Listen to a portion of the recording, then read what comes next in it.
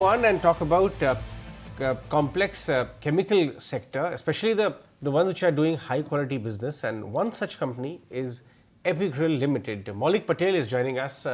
Maulik, first of all, Anisha and I were just discussing the thinking behind changing the name and what exactly does it capture. How will it reflect in your fundamentals over the say few quarters or maybe a year or two ahead? Yeah. So name change we have done because in the past, if you see our history since we started our production in 2009, we are in the chloroalkali business, which is considered as a bulk chemicals.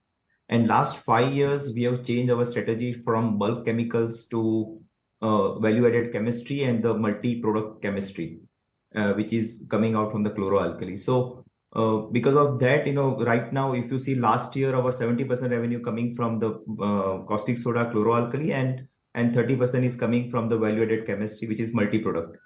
And now we are next 3 years, our focus is completely on the multi-product, and we are doing a capex also in the multi-product side, value-added chemistry side. So we thought it is the right time, and in quarter on quarter, our volume is going to increase as well as the revenue will increase from bulk chemicals to the specialty chemical side. So we think it is the right time to change the entire company rebranding itself. And that's why we have done the name change from Make Money Fine Chem Limited to Epigrill Limited. You gave us a lot of points to talk about the capacity expansion that you're doing, the volume recovery you're talking about. To talk to me about the volumes first up, you'd earlier hinted that there will be a recovery from Q3. Is that panning out? And when you say that volumes will inch up substantially, what could be, let's say, the annual run rate versus the historic average? See, there is volume increase because of the two major reasons in our company. Because one is definitely the market from the quarter one. It is month on month. It is is coming better and better. And quarter three onwards, we find it. Most of the companies, chemical companies, will run on the optimum capacity, which is 80% normally. And second thing, we are continuously in last 3 years, we are doing a capex in the value-added chemistry. And because of that, last year we have commissioned two major plants. One is epichlorohydrin, another is CPVC resin. Both the molecules are import substitute. And because of that, now our customer Apollo has achieved in both the product, and we are increasing month on month the volume of both the products. Maulik, so I was just looking at the data point that complex chemistry is now 70% of your overall business versus say, or maybe actually in a year's time will become closer to 70%, in the 30% right now. How does your average margin trajectory, last 5-year average versus next 5-year average, how is that likely to change because you move into a different trajectory now? So last 5 years, 70% is coming from the chloroalkali, which has multiple events in last 5 years. One of the European technology was down. In the major technology from the chloroalkali industries was down, and because of that, there was a vacuum globally. Second thing, last 2 years, because of the Ukraine, the energy price has gone up. Because of that, energy is considered as a major part of chloroalkali manufacturing, and because of that, the price has increased so much. So because of these two reasons, I think last 5 years, I think we have enjoyed 25% to 30% margin in the chloroalkali itself.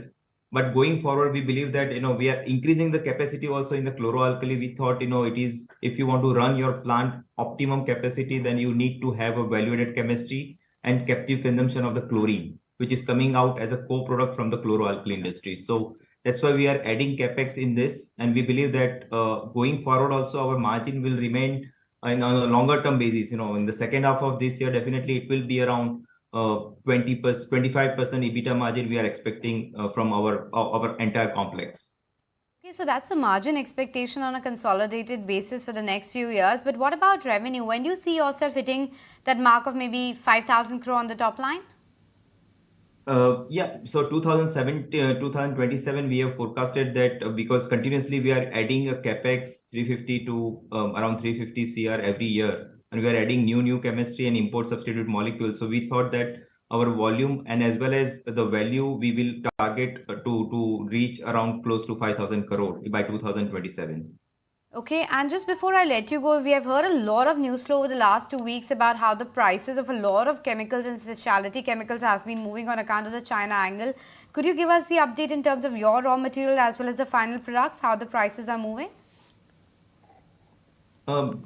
Yeah, globally, the China is the biggest manufacturing hub for the chemical. At least I would say, most of the 50% of the chemicals are manufactured in China. But China itself has a local consumption because their economy is also doing great and they are continuously spending on the infrastructure and so their local consumption is also increasing. So I think last couple of quarters, I think their local consumption was down and their economy was not doing great, and that's why there is a pressure overall in the chemical industry globally. But I think they've done the changes in the local policy to just increase their GDP data, and because of that, I think we are expecting the prices are improving globally right now, month on month basis, and we are expecting, I think by quarter 3, I think we are going to be back on track again in the chemical industry, most of That's the it. products. Oh yes, that was one of the points I wanted to discuss with you. The dumping of Chinese players because their own local demand was low into the international market. Are you seeing clear signs of that reversing? And overall, how are the inventory levels across the world? Yeah, so as I mentioned, yeah, that is improving in China. Domestic angle is improving. Another factor is US and Europe. They were keeping lot of inventory. I would say 6 months to 1 year ago, they are keeping lot of inventory in the pipeline, and because of the European interest rate and the US interest rate has also gone up. So they also focus on the inventory management more, and because they also have a now interest pressure. So because of that, they have kept inventory very low. So entire pipeline is now, a vacuum right now in terms of the inventory proper planning in US and Europe. Because of that, there was a pressure in the supply chain entirely from India also in the specialty chemical sector. And I think by quarter 3, I think most of the inventory which was there and which was there in the pipeline, I think it is going to be vacuum. And I think again, the production and supply chain will be start moving from quarter 3 onwards in the entire chemical and specialty chemical sector specifically. Okay, point taken. On that note, Mr. Patel, we'll let you go. Thank you so much for making time and speaking with us. But from the